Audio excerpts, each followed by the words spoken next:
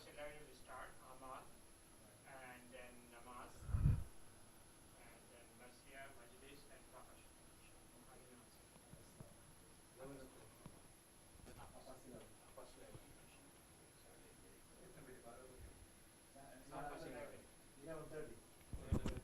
It takes about 40-45 minutes. There's some Masyas and then Namaz.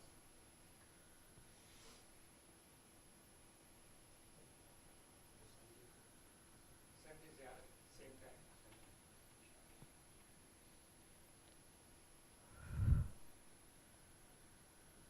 بر محمد وآل محمد صلوات.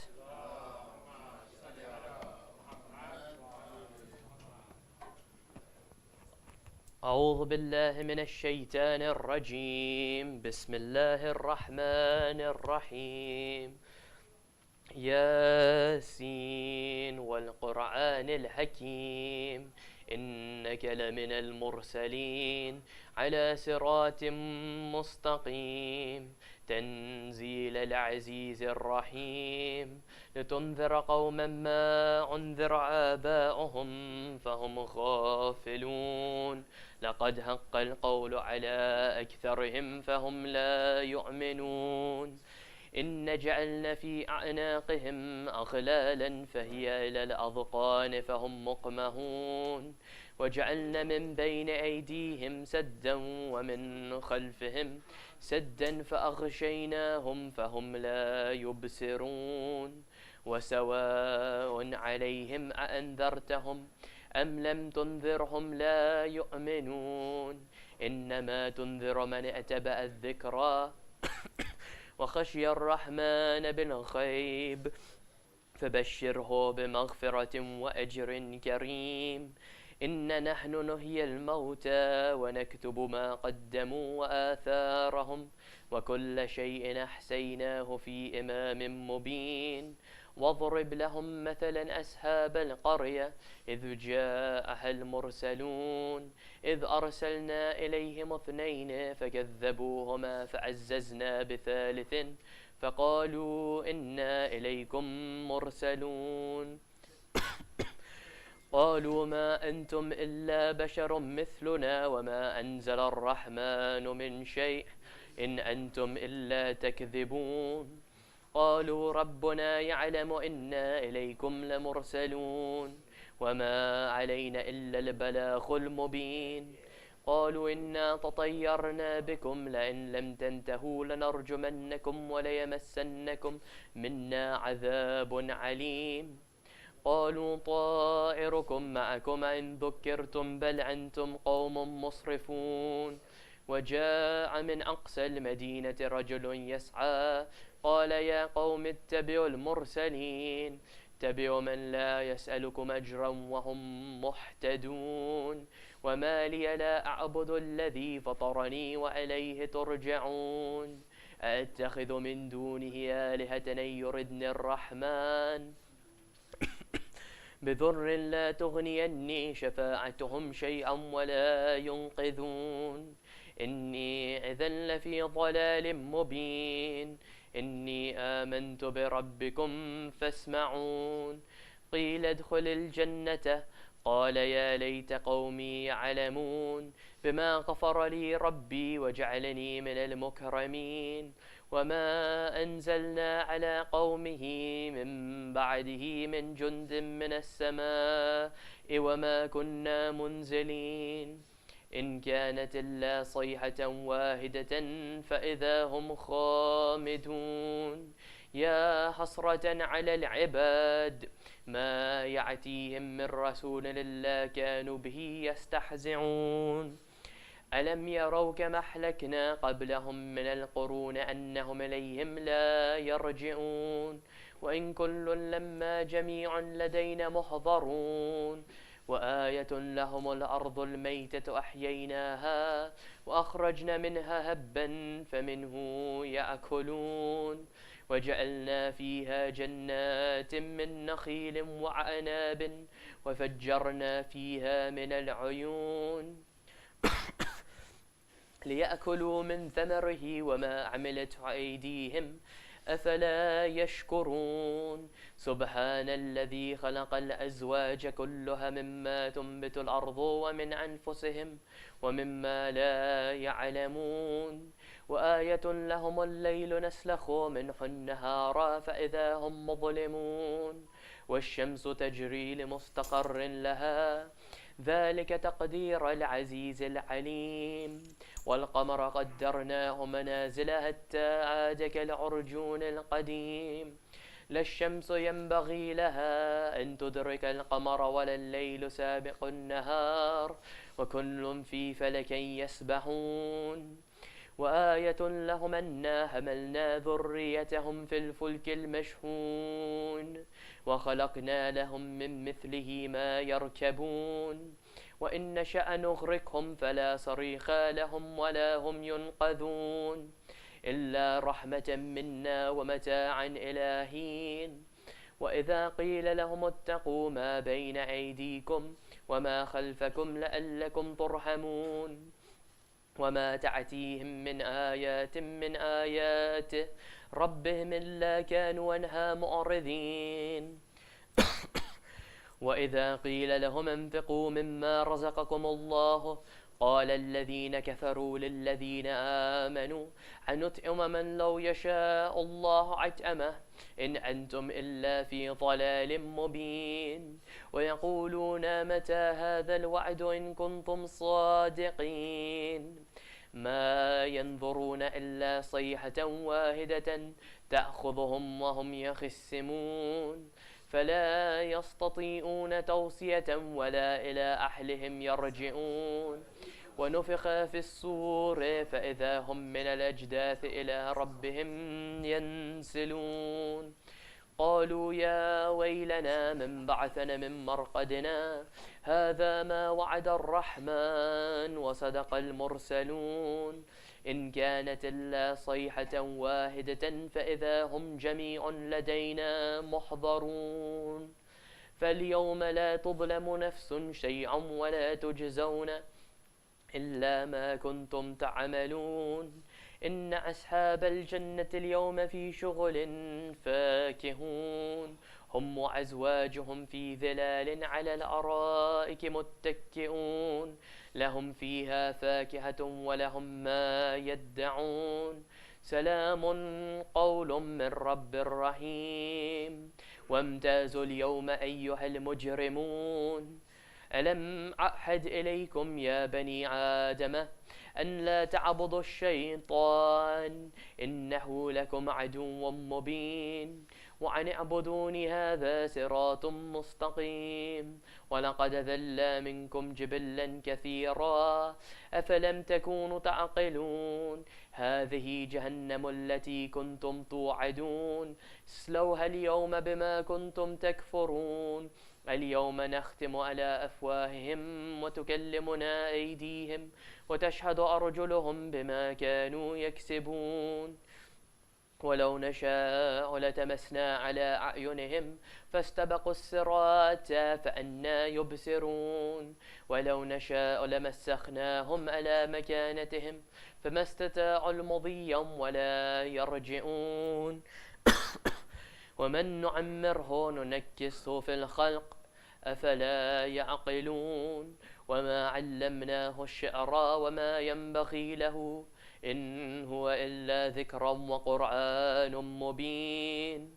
لينذر من كان حيا ويحق القول على الكافرين أولم يروا أنا خلقنا لهم مما عملت أيدينا أنعاما فهم لها مالكون وظللناها لهم فمنها ركوبهم ومنها يأكلون ولهم فيها منافع ومشارب أفلا يشكرون واتخذوا من دون الله آلهة لعلهم ينصرون لا يستطيعون نصرهم وهم لهم جند محضرون فلا يحزنك قولهم إنا نعلم ما يسرون وما يعلنون أولم ير الإنسان أنا خلقناه من نطفة فإذا هو خصيم مبين وضرب لنا مثلا ونسي خلقه قال من يحيي العظام وهي رميم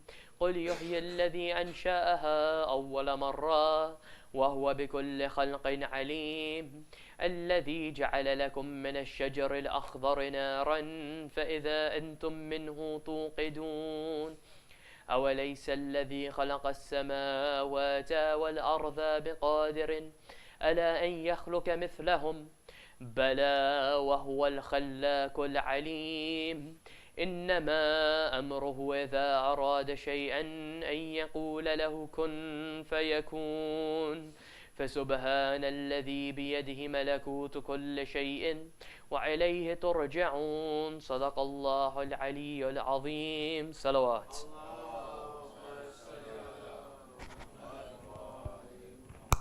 فاتحة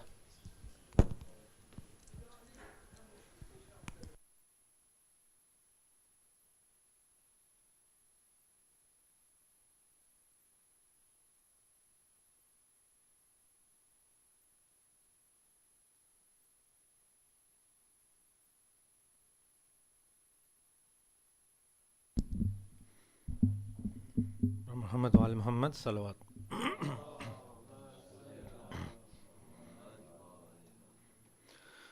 ہر ایک چاہنے والے کو بخشوا دوں گی، میرے حسین کو روتے رہو دعا دوں گی. ہر ایک چاہنے والے کو بخشوا دوں گی، میرے حسین کو روتے رہو دعا دوں گی. تم اپنے گھر میں عزا خانہ جب سجاؤ گے، جزا رسول کی اس کی ضرور پاؤ گے. خدا بھی راضی رہے گا، علی بھی اور میں بھی، غم اپنا بھول کے عاشور جب مناؤ گے. تمہارے دل کی ہر ایک زخم کی دوا دوں گی، میرے حسین کو روتے رہو دعا دوں گی. ہر ایک چاہنے والے کو بخشوا دوں گی، میرے حسین کو روتے رہو دعا دوں گی. عجیب حال سے آؤں گی میں سرے محشر، کہ لاؤں گی میں وہاں گود میں حسین کا سر. میں لاؤں گی میرے عباس کے کٹے ہوئے ہاتھ، تو ساتھ لاش اصغر بھی اور حسن کا جگر. خدا سے بابا کی امت کو بخشوا دوں گی، میرے حسین کو روتے رہو دعا دوں گی. ہر ایک چاہنے والے کو بخشوا دوں گی، میرے حسین کو روتے رہو دعا دوں گی. باوقت عصر گلوں اے حسین کٹتا تھا، پسر کی گرد پھری روح فاطمہ زہرا. ندائے فاطمہ آتی تھی یہاں واویلا، کہ چکی پیس کے میں نے حسین کو پالا.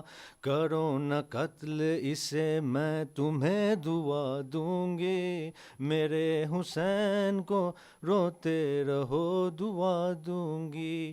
ہر ایک چاہنے والے کو بخشوا دوں گی، میرے حسین کو روتے رہو دعا دوں گی. میری سکینہ و زینب کی سب کنیزیں سنیں، وصیت ایک میری ہے یہ دھیان میں رکھیں. کبھی ہو ذکر جو زینب کے بیردائی کا، تو ایک لمحہ بھی خود کو وہ بیردہ نہ کرے. میں تم کو بیٹیاں زینب سی باحیا دوں گی، میرے حسین کو روتے رہو دعا دوں گی. ہر ایک چاہنے والے کو بخشوا دوں گی، میرے حسین کو روتے رہو دعا دوں گی. ہر ایک چاہنے والے کو بخشوا دوں گی، میرے حسین کو روتے رہو دعا دوں گی۔ محمد وال محمد صلوات۔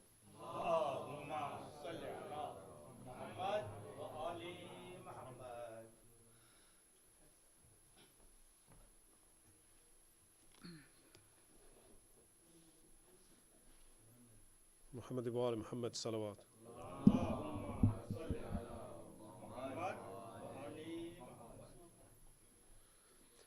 خاموشیوں سے ہی پوچھو، ان آنسوؤں سے ہی پوچھو، خاموشیوں سے ہی پوچھو، ان آنسوؤں سے ہی پوچھو، بڑے ظلم راہوں میں سہتی رہی ہے، یتیمی کے تانے یہ سہتی رہی ہے، نہیں مار ظالم تماچے اسے، نہ کر اس کا دشوار جینا، بہت رو چکی ہے سکینہ، سفر میں یہ سوئی نہ زنداں میں آ کر، اجالا کیا ہے یہاں دل جلا کر، پدر سے جو بچھڑی ہے عاشور کو، سکون پا سکی پھر کبھی نہ، بہت رو چکی ہے سکینہ، ملا دشت میں جب کہ بابا کا لاشا، لپٹ کر پدر سے کیا خوب گریا، وہاں پہنچ زینب تو شہ نے کہا، سلا دو اسے جا کے بہنا، بہت رو چکی ہے سکینہ،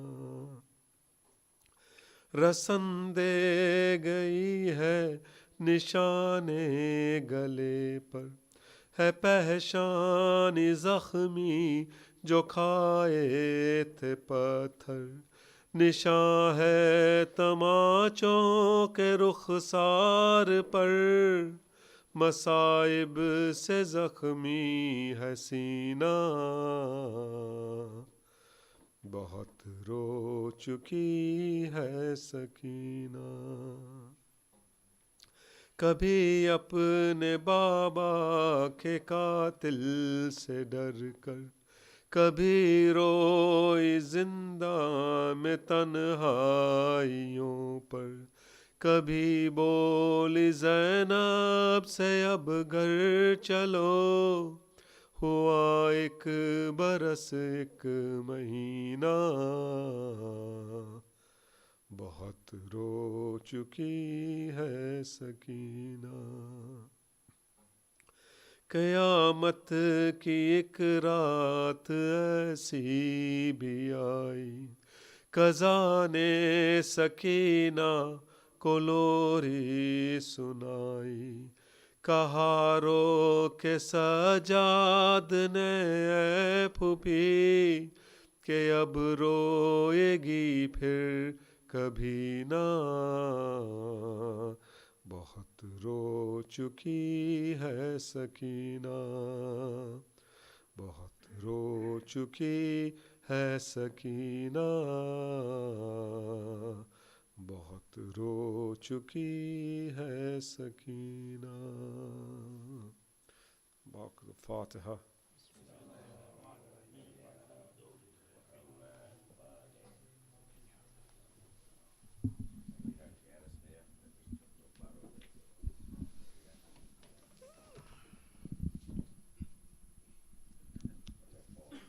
محمد وآل محمد صلوات۔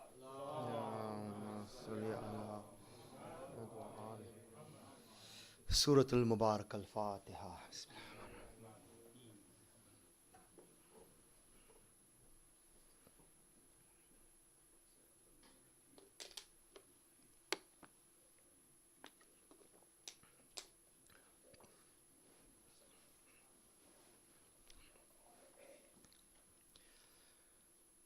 أعوذ بالله من الشيطان الرجيم بسم الله الرحمن الرحيم الحمد لله رب العالمين والصلاة والسلام على الأشرف الأنبياء والمرسلين خاتم النبيين أبي القاسم محمد صلوات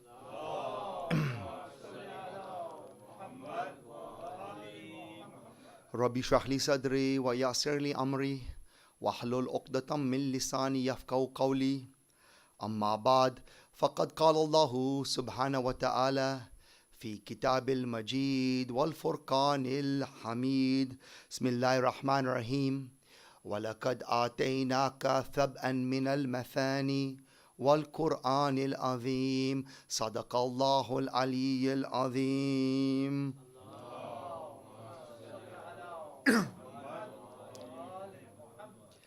I begin in the name of Allah, the most beneficent, the most merciful.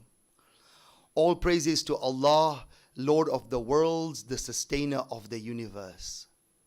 He who existed before bringing everything else into existence, and he who shall remain after everything else has perished. May his choicest blessings, mercy, and salutations be upon the last of his messengers, the best of his creation, the mercy unto the worlds, Muhammad Mustafa sallallahu alayhi wa alayhi wa sallam.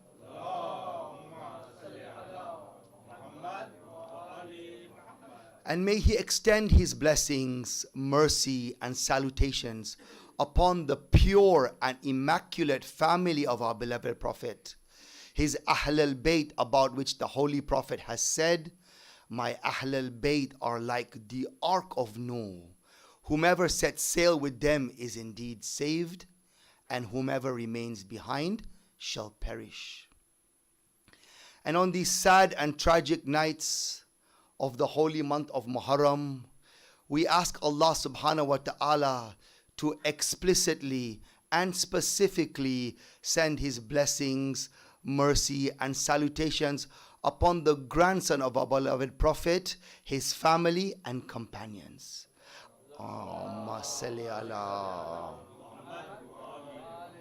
About his grandson, the Holy Prophet has said, etched on the throne of Allah subhanahu wa ta'ala are the words, Innal Hussain misba'ul huda wa safinatan najah. Hussain alayhi salam is the lantern of guidance and the ship of salvation. Assalamu ala al-Hussain wa ala Ali ibn al-Hussain wa ala awlad al-Hussain wa ala ashab al-Hussain. Mu'mineen, elders, brothers and sisters in Islam, Assalamu alaikum wa rahmatullahi wa barakatuh. Someone once famously said, success is hidden inside a template. You just need to be able to choose the correct template to use. See, our subject over these next few nights is Islam's template for success. Has Allah subhanahu wa ta'ala given us a template, a formula that we can use that can help us easily and quickly achieve success in this world, and of course achieve success in the hereafter. And those who were here with us last night, we started on this subject by discussing what is the meaning and definition of success. We looked at modern society's definition of success, which emphasizes materialism. And then we looked at Allah subhanahu wa ta'ala's definition of success, which is based on the pleasure of Allah subhanahu wa ta'ala. How well we have pleased Allah, and how much are we pleased with what Allah has given us. These two things are very different, but very important in Allah's measure of success. And so today, inshallah, I want to take our discussions forward. Now that we understand what is success in Islam, how can we go about achieving it? What template has Allah subhanahu wa ta'ala given us to achieve success? You see, templates are very important part of our life. They provide us a framework, a tool, a mold, a kind of pattern that we can use and repeat to achieve success. And templates are used in every part of life today. We may be familiar with the templates we have on our computers, in Word documents and Excel spreadsheets that make our life very easy. But in education, in manufacturing, in design, in literally every industry that exists today, every company uses some kind of template to achieve what they want to achieve. Even franchises as a business, they're a form of template. When a person wants to start a business and is not sure about what they need to do, they will opt to go for a franchise because that gives them an operating model on how they can be successful. Today, templates are in each and every single part of our life. So then, has Allah subhanahu wa ta'ala given us as believers a template to be successful? You see, the thing about templates, before we answer this question about Allah's template, is that there are two very important characteristics if they're going to work. If a template is going to work for us, two conditions have to be met. The first condition is that we need to start with a template. You see, if we start by ourselves and then later on decide we want to use a template, the foundation with which we start will not match what the template has told us to do. So the end result we will get will not be exactly according to the template in which we are trying to follow, because we started in our own particular way. So we need to start with the template. The second important thing about templates, if they're going to help us, is we need to stick with the template. So if we may start with a template, in between on this journey, whatever we are doing, in between we can't decide we want to now move away from the template and do our own thing. Then the end result will not match the success in which that template is meant to give us. These two conditions are very important. We need to start with the template and we need to stick with the template. And now when we reflect on Islam and whether Allah subhanahu wa ta'ala has given us a template, if we think about it, Allah also has given us a template which can help us achieve success. This is a template that we all know, a template that we know very well, but we may not recognize it as a template, and we don't use it as a template. You see, Allah, when He talks about this template, in Hadith, it tells us this template is the most important and valuable thing around the arsh of Allah subhanahu wa ta'ala. In the glorious Quran, it is described as Ummul Quran, the mother of the Quran, or Ummul Kitab, the mother of the book. It's something that we recite every single day in our life. And of course, we know it as Surat al-Fatiha or Surat al-Hamd. This one surah, Allah subhanahu wa ta'ala has given it to us as a template for success. But we have become accustomed to reciting it ritually every single day. And so inshallah, tonight I want to show how Surah Al-Fatiha is the best template that we can follow in our lives in order to achieve success. And we should do this in the following way. Firstly, understand what is our relationship with Surah Al-Fatiha today. Secondly, what does Allah subhanahu wa ta'ala say about the importance and the power of Surah Al-Fatiha? Thirdly, what should our relationship be like with this surah? And finally, what kind of template is Surah Al-Fatiha and how should we use it to achieve success? Salawat ala Muhammad wa ali Muhammad.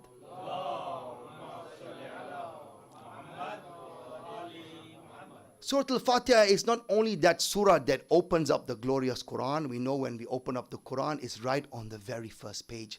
But it is that surah that opens up our lives. In what way? As children, it is one of the first surahs that we are taught to learn and memorize. It is that surah that we have the greatest relationship in our life with. At a very minimum, we recite it 10 times a day in salah, maybe more. But every time we remember a marhumin, we recite Surah Al-Fatiha. Today alone, we may have already recited it 4 or 5 times. When we want shafa, we are told that Surah Al-Fatiha is a great way of getting Allah shifa when we're ill. When we're looking for protection, we are told that Surah Al-Fatiha is like a shield or a protection for us. Each and every single time, Allah subhanahu wa ta'ala is taking us back to Surah Al-Fatiha. And what did I say that were the 2 most important conditions of using a template? That we need to start with the template and we need to stick with the template. Allah subhanahu wa ta'ala in our Fajr Salah makes us start with the template of Fatiha. We end the day with the template of Fatiha. During the day, He keeps calling us back to the template of Surah Al-Fatiha so we do not stray from this formula and from this template so that we as believers can achieve success in this world. Salawat ala Muhammad wa ali Muhammad.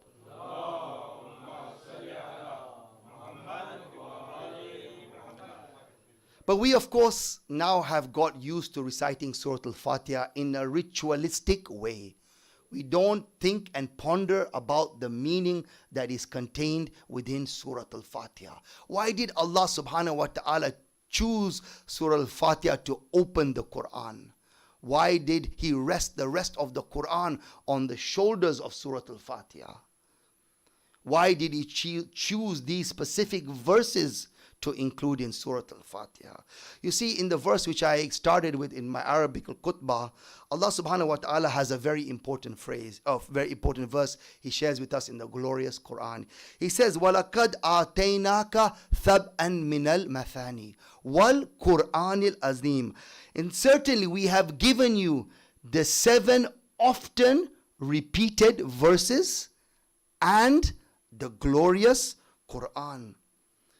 And our Mufassirin say that these 7 verses that Allah subhanahu wa ta'ala is referring to in this particular ayah are the 7 verses of Surah Al-Fatiha. He describes them as the 7 often repeated verses. Now, if we think about it and we go back and reflect on Islamic history, when Surah Al-Fatiha was revealed, it was one of the very early surahs in Makkah to be revealed in its entirety to the beloved Prophet. There may have been only a handful of Muslims at the time, that we can count them on our fingers. But at that time, Allah subhanahu wa ta'ala described them as Thab'an minal Mathani, the 7 often repeated verses. Now today, can we guess how many times in a day in the world that Surah Al-Fatiha is recited by the Muslims? Billions of times. Maybe 30 billion times in a day, and over 1 trillion times in our lifetime. And yet one of the miracles of the Quran is that when Surah Al-Fatiha was revealed, Allah subhanahu at that time, when there were only a few verses, said that these verses will be Thab'an minal Mathani, the most often repeated verses. But in this particular ayah that we are discussing, Allah subhanahu wa ta'ala in this ayah is not emphasizing that we need to recite these verses as often as we can. But He's emphasizing the importance of these 7 verses. He says, وَلَقَدْ, and certainly I have given you these 7 verses, often repeated verses. And then He adds, وَالْقُرْآنِ الْعَظِيمِ, and the glorious Quran. Now you may think that Surah Al-Fatiha is part of the Quran. Why here does Allah subhanahu wa ta'ala separate these 7 verses and then mention the Quran separately, because we consider it as part of the glorious Quran.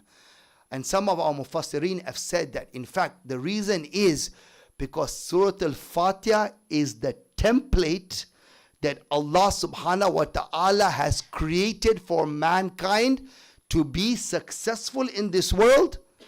And the glorious Quran is the explanation and the detail about that template. Surah Al-Fatiha, inshallah, we will see, tells us what we need to be successful in this world and the hereafter. And then for those who are looking at for all the detail of it, that is contained within the glorious Quran. And we know this because we all remember that famous tradition of our Amir al-Mu'mineen, in which he says that all of Allah's secrets are contained within his divine books. And everything that is contained within his divine books are summarized within the glorious Quran. And what is found in the glorious Quran can be found within Surah Al-Fatiha. That Fatiha is that template which Allah subhanahu wa ta'ala has given us as believers so that we can achieve success in this world. Salawat ala Muhammad wa ali Muhammad.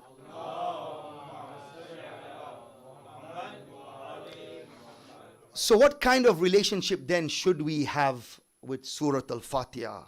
What should our interaction be with this particular surah? Why does Allah keep calling us back every single moment of the day? Come back to Surah Al-Fatiha. You see, if we think about it and think about all the important relationships in our lives that we have, there is some kind of legal contract that is associated with that relationship. So let me give you some examples by what I mean. When we have our first job, or all of us who are working, we will know that when we accept a job, the first thing we do or we sign is a contract of employment. That contract of employment governs the relationship that we as the employee will have with that company, so that there is no misunderstanding. All the aspects of the agreement are captured within the contract.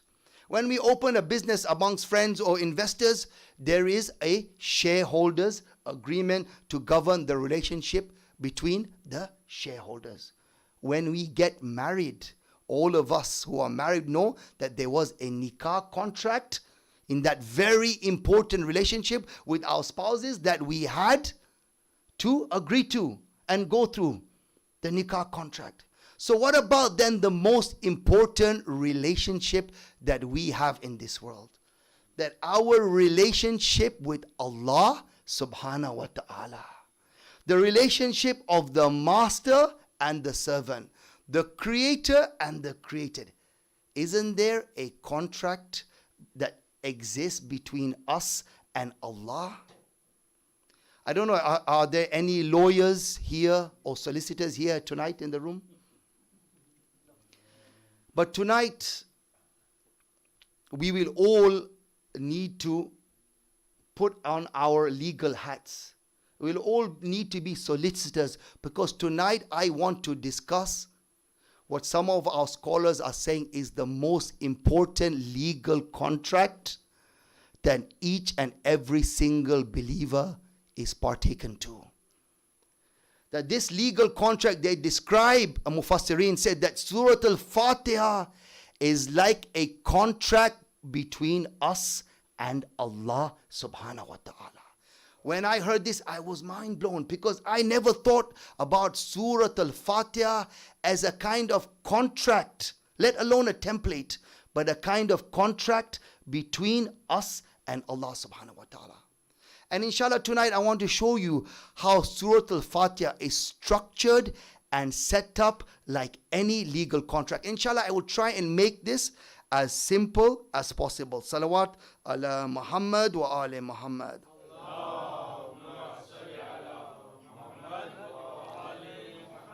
And why do I call it a contract first and foremost to start with? Because if we think about it, in that most important act that human beings have to perform, or believers have to perform, is our salah to Allah subhanahu wa ta'ala.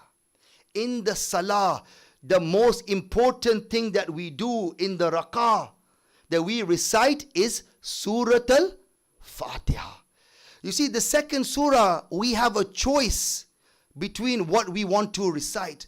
But Allah subhanahu wa ta'ala insists that we recite Surah Al-Fatiha, like some kind of legal requirement that without Surah Al-Fatiha in Salah, our Salah is batil.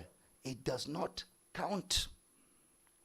So now if we think about legal contracts, you see, legal contracts, sometimes lawyers, when they present us a contract, and I'm sure many of us have seen legal contracts in our lives, it looks very long and complicated and they try and confuse us. But actually, legal contracts are very simple. And good, there is no lawyers here tonight, because I'm going to reveal the secrets of a legal contract, how they are structured and set up. There are three parts to any legal contract.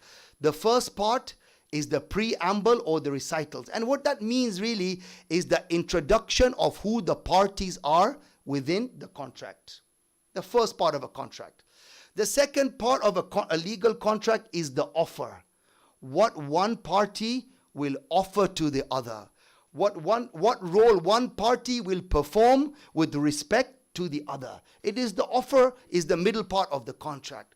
And then the last part of a legal contract is the outcomes. What does each party expect to get from that contract that they have got into? So we have the introduction or the preamble, we have the offer between the parties, and finally we have the outcomes of that particular contract. Now if we reflect on Surah Al-Fatiha, we will find that it's perfectly divided in these three parts. The first 4 verses of Surah Al-Fatiha are an introduction to the parties of this contract. The 5th verse, and we will come on to these verses and discuss them. The 5th verse is the offer, what one party exchanges with the other, what role one party will play with respect to the other. And then the last verses is where Allah subhanahu wa ta'ala tells us about the outcomes that we will achieve if we follow that contract or that template. So let us begin with the loudest of your salawats.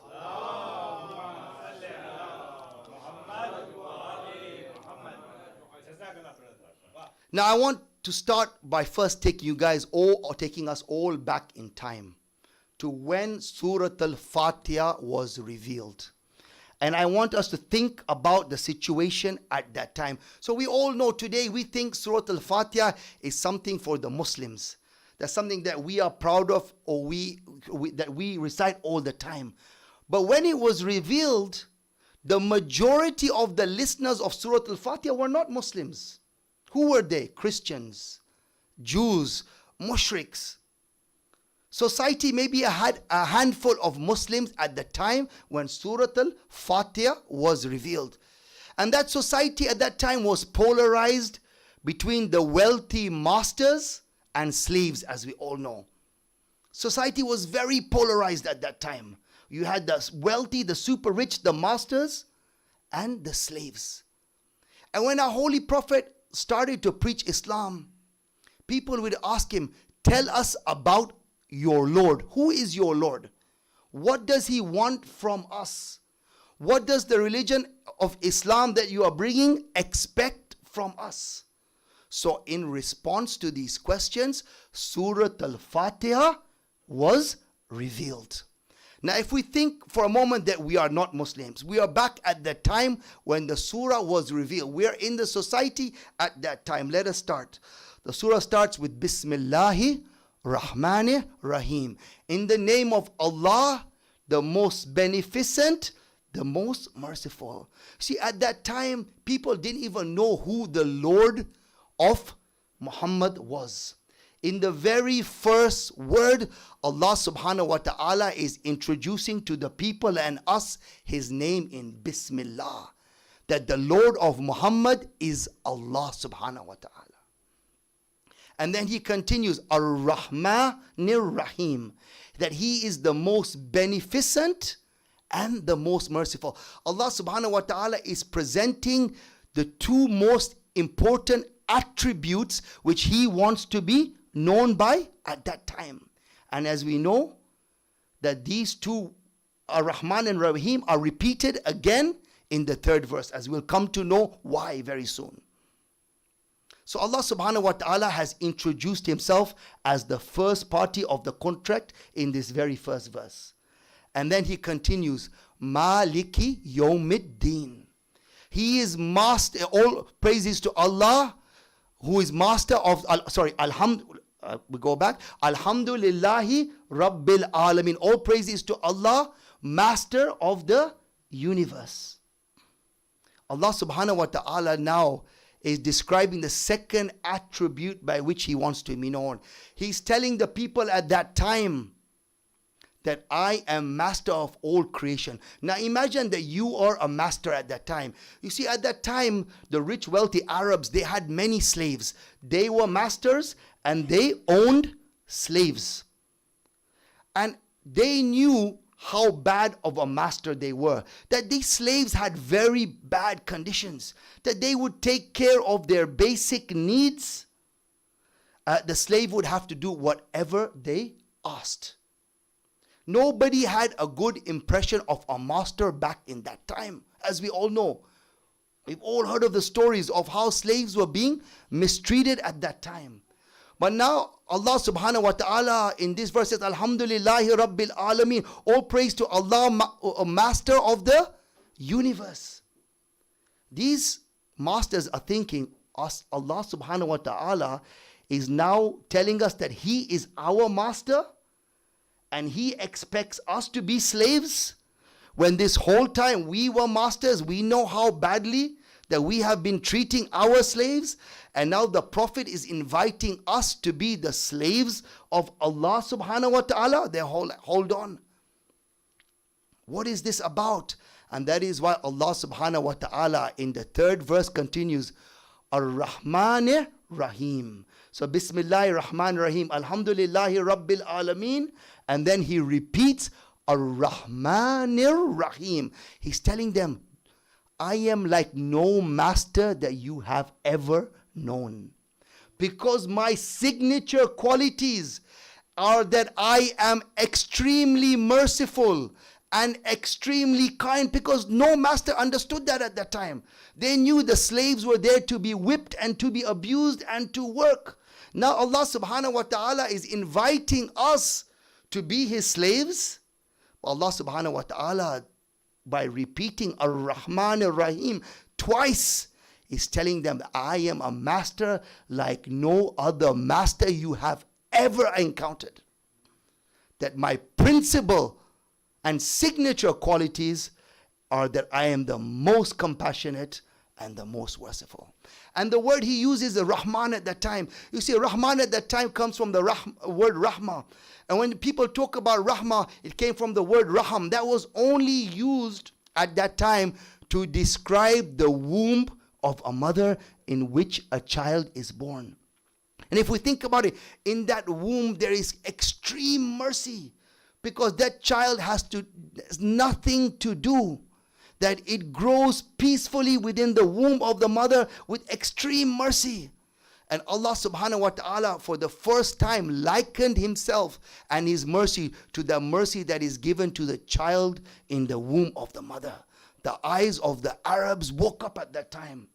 That who is this God that is describing Himself in such a way that had so much rahmah? Now, as you can imagine at that time, either you're a master or you're a slave. The slaves are liking what they are hearing. But the masters are still thinking and doubting, we have to now enslave ourselves to a new master. And they weren't so sure. And some of them are thinking, you know what? Let's ignore Muhammad. Let's forget about what he is saying. If we stay away from him, don't listen to him, we will be okay. We can continue what we are doing. So Allah subhanahu wa ta'ala then continues to the next verse. What does he say? He says, Maliki Yawmiddin. That he is the master of the day of judgment. Now you see, all these rich Arabs at the time are thinking, okay, if we ignore Muhammad, we don't need to worry. His Allah is with him. And we don't have to, we can continue worshipping our gods, that we are safe. Allah subhanahu wa ta'ala is telling them about a day where they will be held accountable for their deeds. That they cannot escape Allah subhanahu wa ta'ala in this world or the hereafter. Because even if they ignore Him in this world, they will meet Him on the day of judgment. So now these slaves are thinking, hold on a minute. We thought, okay, whoever wants to follow Muhammad is safe. That they can believe in his Lord and we can do whatever we want to. But then Allah subhanahu wa ta'ala introduces this next verse, Maliki Yawmiddin, that He is master of the day of judgment. Nobody can escape that day of judgment. He is the owner, the Malik of that particular day. Now in these first 4 verses, Allah subhanahu wa ta'ala has introduced Himself. As we know, if we think about the structure of a contract, the beginning of the contract, He's introduced Himself as the first party. And by us being the slaves, He being the master, and we are the slaves, we are introduced as the second party in this contract. Both parties are now introduced to one another. And then Allah subhanahu wa ta'ala continues into the second part of the Surah Al-Fatiha. This second part, as we said, is the offer. That what one party exchanges with the other. What one party offers to the other. So let's see how this story continues. Salawat ala Muhammad wa ali Muhammad.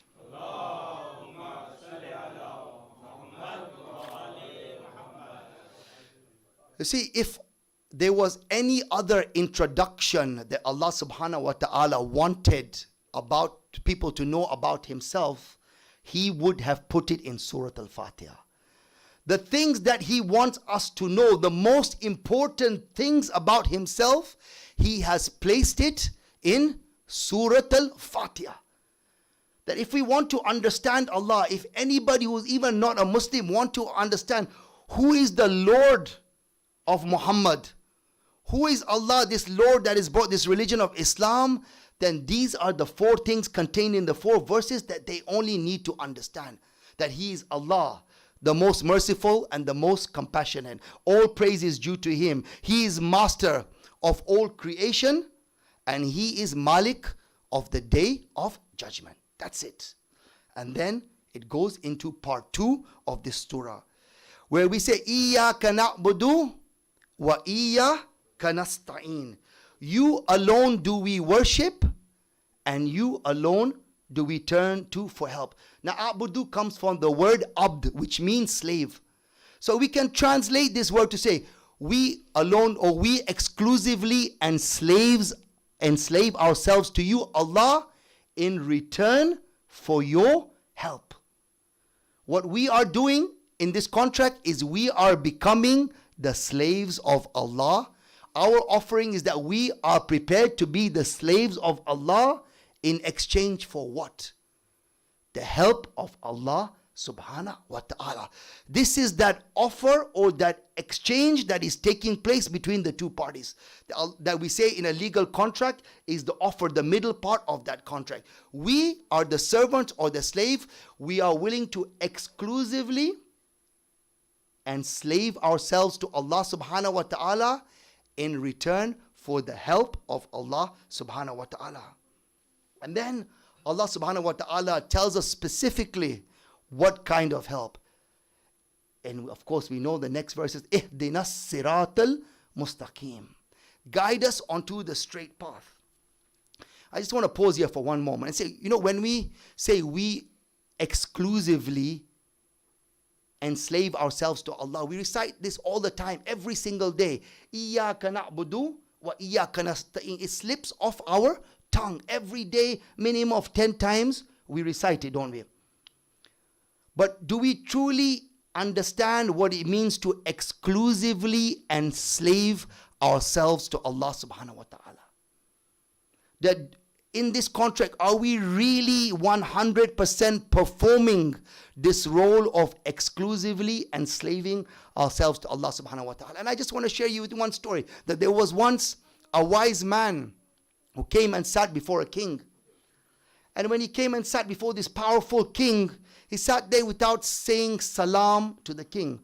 So the king asked him, why have you not greeted me with the greeting of salam? So the wise man said that you are the slave and I am the master. It is for you to greet me. The king became very upset. He said, what do you mean? And then the wise man said, you are the slave of the thing that I am the master. Now the king said, what's going on? He called his security guards to remove that and then to take him out of his presence. And the wise man said, let me explain. That you are the slave of your nafs and I am the master of my nafs. You see, to say that we are exclusively worshipping Allah subhanahu wa ta'ala is a big statement. Because sometimes even as Muslims we go through this world that this nafs of ours is attached and attracted to many different things. Do we answer first and foremost to the dunya or to Allah subhanahu wa ta'ala? To wealth and money or to Allah subhanahu wa ta'ala? You see, this is a very famous saying that we have in our tradition that says, Man arafa nafsa, faqad arafa rabba. I'm sure we've all heard this. Whoever knows himself knows Allah subhanahu wa ta'ala. But what is actually meant by this? And if we think about it, it means that whoever knows what controls him knows who his Lord is. So if the dunya calls us every single day, then our Lord is the dunya. If the power that we want and position that we want and that we chase after every single day, then our Lord is the power and the prestige and the fame that we are chasing in this world. What are we answering to first and foremost every single day? And that is why as believers, so much emphasis is being placed on praying salah on time. Why? Because if we ignore the salah and we're still on the dunya, on our family, on other things, then we are placing something else in importance over than Allah subhanahu wa ta'ala. But when we drop everything and pray salah on time, then this is when we are exclusively enslaving ourselves to Allah subhanahu wa ta'ala. Salawat ala Muhammad wa alihi. And then when we recite Ihdina Siratal Mustaqim, guide us on the straight path. And tomorrow we will discuss this in more detail because it's one of the most debated lines in Surah Al-Fatiha and some very interesting points about that. But when we ask for, when we say Ihdina Siratal Mustaqim, guide us onto the straight path, in this particular verse, Allah subhanahu wa ta'ala is telling us that there is nothing more valuable to human beings than guidance of Allah subhanahu wa ta'ala. So sometimes we don't really appreciate that what is the biggest ni'mah, what is the biggest blessing that Allah subhanahu wa ta'ala has given us. If we asked ourselves what it might be, some people would come up with different reasons. It might be life, it might be our family. We'll come up with so many different answers. But Allah subhanahu wa ta'ala in Surah Al-Fatiha is telling us that the biggest blessing that He has given each and every single human being is hidayah. And if we think about it, let's just take a moment and pause and reflect on this. If we saw somebody living in a big house, in a mansion, we may think he is more successful than somebody living on the street or in a small flat. We'll say that the person in a big house is more successful.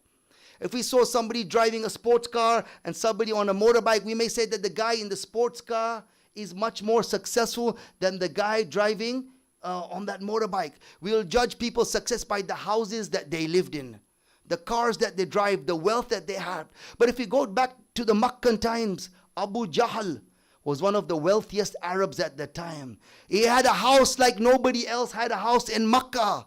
He enjoyed a standard of living like nobody else's standard of living. And at the same time, many times in our Prophet's life, he was homeless. For 3 years we lived in Shayb Abu Talib in a cave under the open sky. But who would we say is more successful? Of course, Rasulullah sallallahu alayhi wa sallam.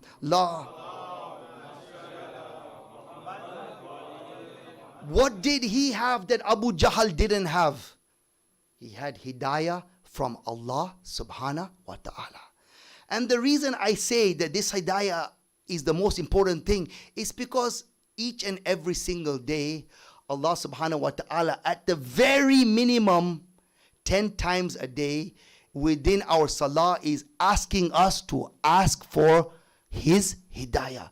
Not only in the salah are we constantly asking for Allah's hidayah, but in between the rak'ah, from one rak'ah to the next rak'ah, we are asking for Allah's hidayah when we recite Ihdinas Siratal Mustaqim. And not only did we recite this, but our beloved Prophet Muhammad Mustafa sallallahu alayhi wa sallam was constantly reciting this and seeking hidayah from Allah subhanahu wa ta'ala. The best and biggest blessing that Allah subhanahu wa ta'ala has given us. So now we have got the introduction of the parties. We've got the exchange between the parties, the offer. Now we come to the third part of the contract, the third part of the template, which is the outcomes. What does Allah subhanahu wa ta'ala in the last verse of Surah Al-Fatiha say? Sirat al-ladhina an'amta alayhim khayril maqdhubi alayhim waladhalin. Allah subhanahu wa ta'ala presents three outcomes for mankind. And now remember, this verse was not only for Muslims. Three outcomes for mankind. There can be no other outcome that mankind can have. When he says Sirata alladhina an'amta alayhim, he says the path, that you are on the path of those upon whom He has blessed. That if we follow the contract, if we stick to the contract, if we adhere to the contract, if we use this template that Allah subhanahu wa ta'ala has given us, then the first outcome we have is Sirat al-ladhina an'amta alayhim, that we walk on the path of those upon whom He has blessed.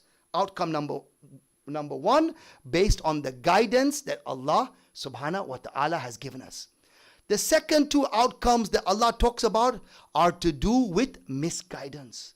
When human beings go astray, when they don't stick to this contract, when they don't follow the template, He says the next outcome He refers to as khayril maqdhubi, those who have angered Allah. Who are those people who have angered Allah? Those who know about the template. Those who understand what agreement they have got with Allah but have chosen not to follow the template. Those are the ones who have angered Allah subhanahu wa ta'ala. In Karbala, both sides recited Surah Al-Fatiha. But one stuck with that template and one didn't stick with that template. One understood the contract with Allah subhanahu wa ta'ala. The other didn't understand the contract with Allah subhanahu wa ta'ala. And then the third aspect of this contract, or the third outcome that Allah subhanahu wa ta'ala talks about right at the end, is when He says waladhalin, those who have gone astray, that those who have gone through life not looking for any template, not asking themselves, who is my creator, why am I on this earth? Those who have completely gone astray, that's a form of misguidance. Allah subhanahu wa ta'ala refers to them as waladhalin. Allah give us these three outcomes to this template or this contract that Allah subhanahu wa ta'ala has presented to us like a legal contract. And the best thing about this template, before we go into the masahib this tonight, is that Allah subhanahu wa ta'ala out of His mercy keeps calling us back to this template every single day.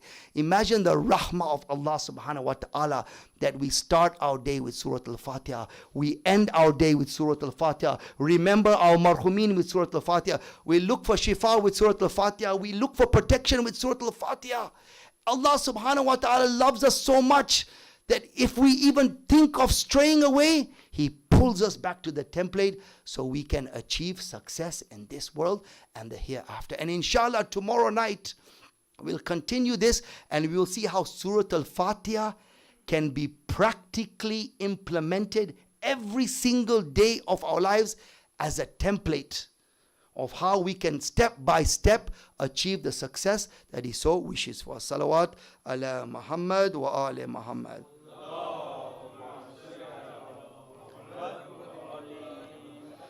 Tonight we remember that personality who Allah subhanahu wa ta'ala in Surah Al-Fatiha describes as an an'amta alayhim, those who are blessed by Allah subhanahu wa ta'ala. Of course, we know him as Qamar Bani Hashim, the moon of the Hashimites.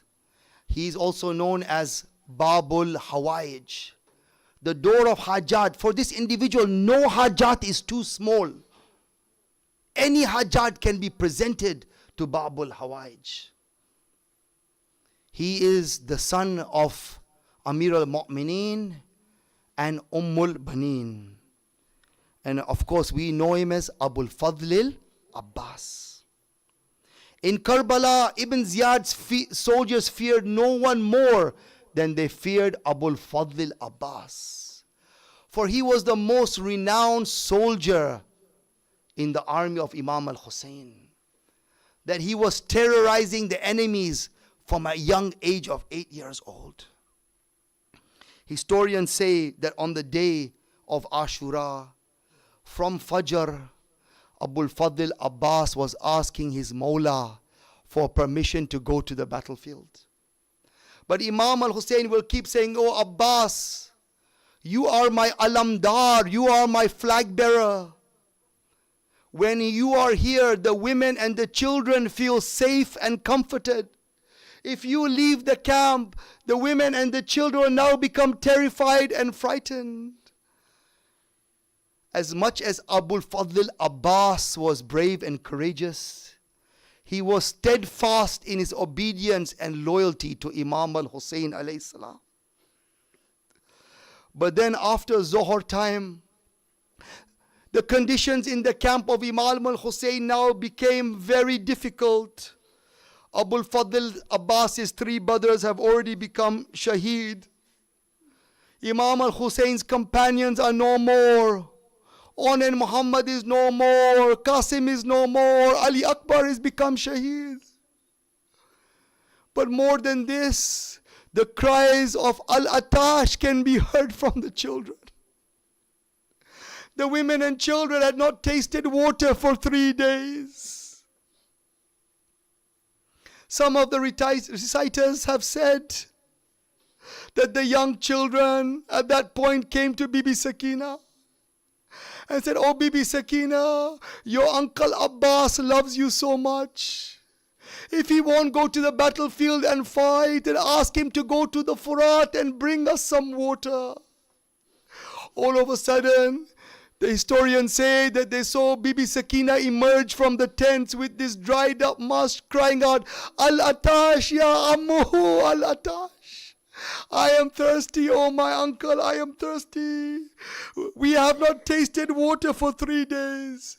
When Abul Fadl Abbas saw his niece crying for water, it broke his heart. He went before Mawla Hussain. He said, "Oh Imam, if you won't allow me to go to the battlefield, then at least allow me to go and get water for the women and children." How could Imam al-Hussain refuse this request? He let Abul Fadl Abbas go to the Furat. It is said Abul Fadl Abbas, as he mounted his horse, had his sword with him. Imam al-Hussain said, "Oh Abbas, don't take your sword in case the enemy soldiers may think that you have come to fight them." So then, just carrying a spear and an alam and the mashk, Abul Fadl Abbas mounted his horse and now turned to ride towards the Furat. As he began to ride towards the Furat, that 30,000 soldiers that were blocking the way of the camp of Imam al-Hussain with the Furat saw Abul Fadl Abbas, and they cried out, "Abbas is coming to fight us." When they heard this, the enemy soldiers started to run from the battlefield one by one. So much did they fear Abul Fadl Abbas. Sakina stood at the camp with her father. She could not see Abbas, but she was looking at the alam as it went from the camp towards the Furat. The poet says, eventually Abul Fadl Abbas arrives at the Furat. He now bends down to fill the mashk with water. As he bends down to fill the mushk with water, the alam goes out of sight. And Sakina begins to cry, "Oh Baba, where is the alam of Abbas? I can't see it." He says, "Oh my beloved daughter, don't worry, don't cry. Abbas has just bent down to fill the mushk with water. Soon the alam will rise." The poet says, as Abbas was filling the mushk, he himself was thirsty. When he was filling it, he looked at the water and he thought about drinking it. And then he said to himself, "Ya nafsi min ba'dil Hussain khuni." "Oh Abbas, how can you drink water when Hussain is still thirsty?" He threw the water back into the Furat and filled the mushk.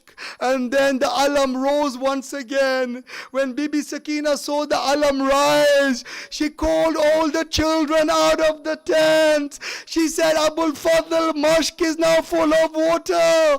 I can see the alam. He is returning with water to the tents." And all the children came out to greet Abul Fadl Abbas. When Umar ibn Sa'ad saw Abbas now had water, he called out to his soldiers, "Oh cowards, what are you doing? If you let this water reach the camp of Hussain, we will all be destroyed." And so one by one, the enemy soldiers now came onto the battlefield. They began to surround Abul Fadl Abbas. 30,000 soldiers and more stood between Abbas and the camp of Hussain.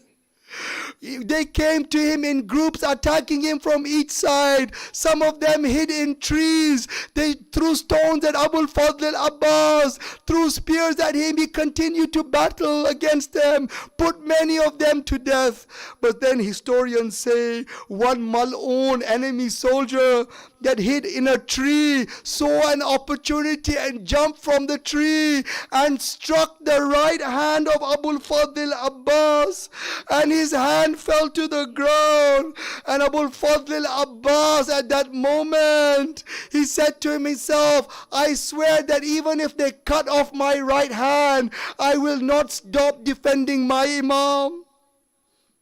And then as the alam was about to fall, Abul Fadl Abbas grabbed the alam with his left hand and the mushk, and now with one arm he tried to make his way to the camp of Imam al-Hussain.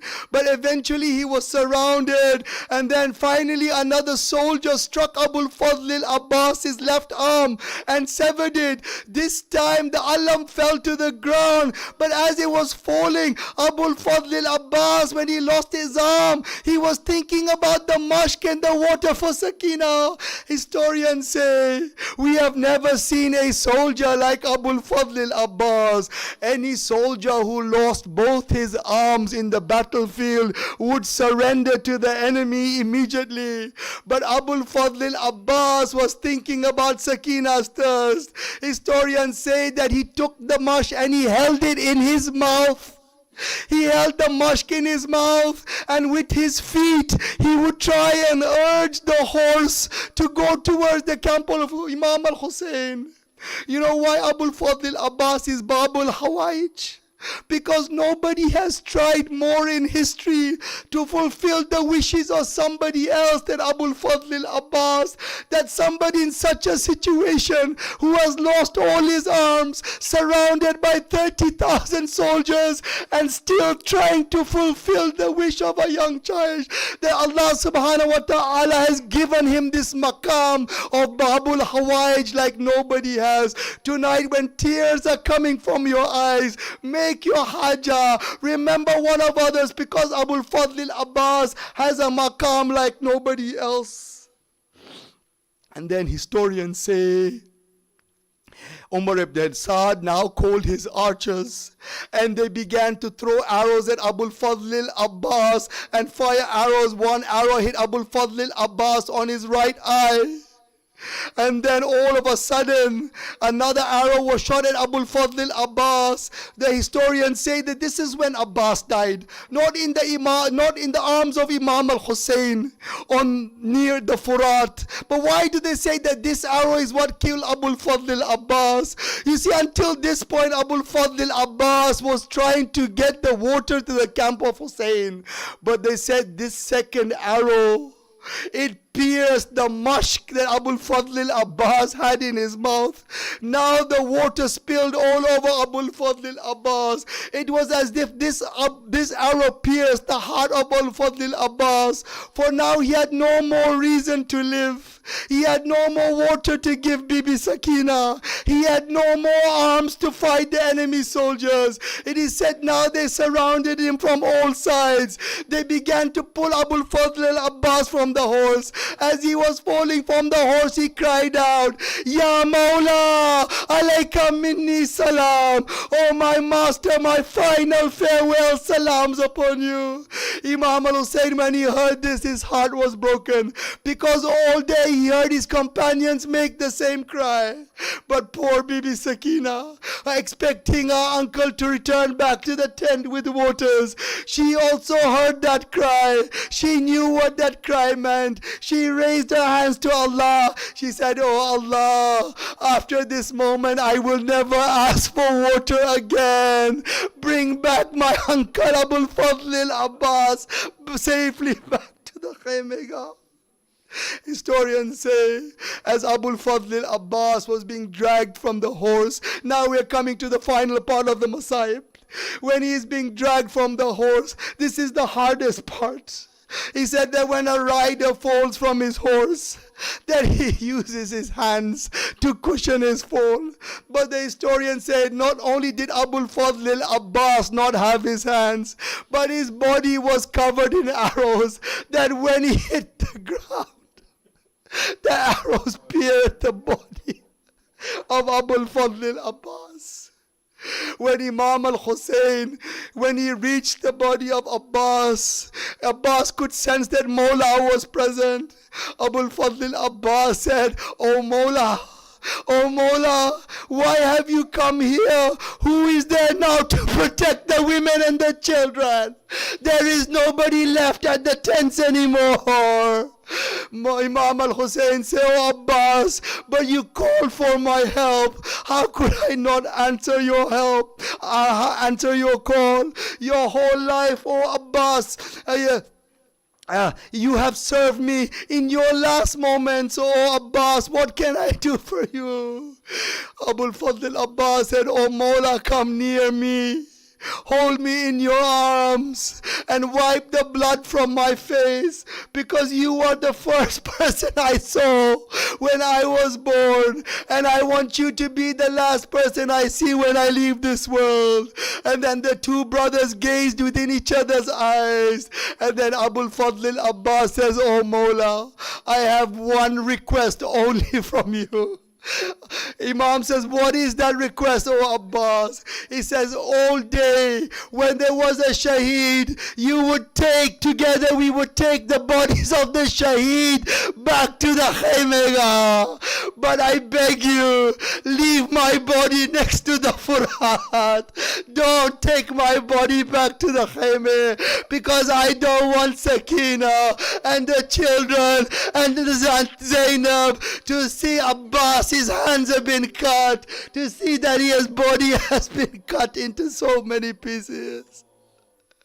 And finally Imam al-Hussain can sense that these are the last moments of Abul Fadl al-Abbas. He said, Oh Abbas, your whole life that you have called me Mawla, you have called me master, but I am your brother. For once call me brother. And Abbas's last words as he departed from this world were, Oh my brother, oh my brother. Oh my brother, when Abul Fadl Abbas left this world, Imam al-Hussain cried out, now my back has been broken.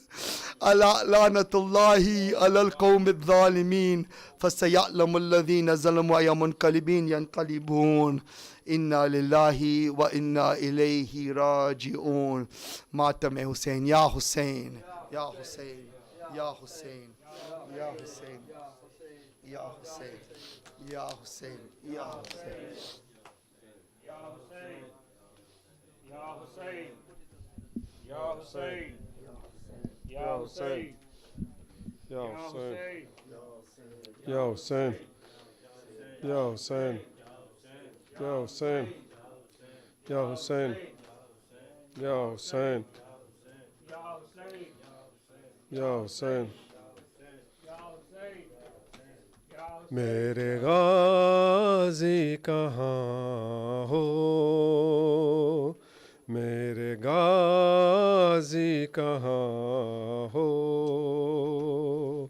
تیری جاگیر سے چل پڑا قافلہ میرے غازی کہاں ہو تیری جاگیر سے چل پڑا قافلہ میرے غازی کہاں ہو تجھ کو دیکھے بنا چین آتا نہیں نوکے نیزے پہ سر تیرا ملتا نہیں میں زیارت کروں کس طرح یہ بتا میرے غازی کہاں ہو تیری جاگیر سے چل پڑا قافلہ میرے غازی کہاں ہو لاج رکھ لو بہن کی برادر میرے خاک مقتل میرے سر کا پردہ بنے حکم دے دو ذرا منتظر ہے ہوا میرے غازی کہاں ہو تیری جاگیر سے چل پڑا لا میرے غازی کہاں ہو تیرے بازو مجھے راستے میں ملے میں نے چادر سمجھ کر وہ سر پر رکھے بازوؤں سے تیرا پوچھتی ہوں پتا میرے غازی کہاں ہو تیری جاگیر سے قافلہ غازی کہاں ہو دیکھ کر بہن کو تشت میں ننگے سر کیا حیا گئی چھپ گئے ہو کدھر خود چلی آؤں گی تم بتا دو ذرا میرے غازی کہاں ہو تیری جاگیر سے چل پڑا قافلہ میرے غازی کہاں ہو تیرے بازو مجھے راستے میں ملے میں نے چادر سمجھ کر وہ سر پر رکھے بازوؤں سے تیرا پوچھتی ہوں پتا میرے غازی کہاں ہو تیری گیر سے چل پڑا قافلہ میرے غازی کہاں ہو یا حسین محمد وعجل فرجهم سبحان اللہ والحمد للہ ولا الہ الا اللہ واللہ اکبر اللہ اکبر اللہ اکبر اللہ اکبر اللہ اکبر اشہد ان لا الہ الا اللہ اشہد ان لا إله إلا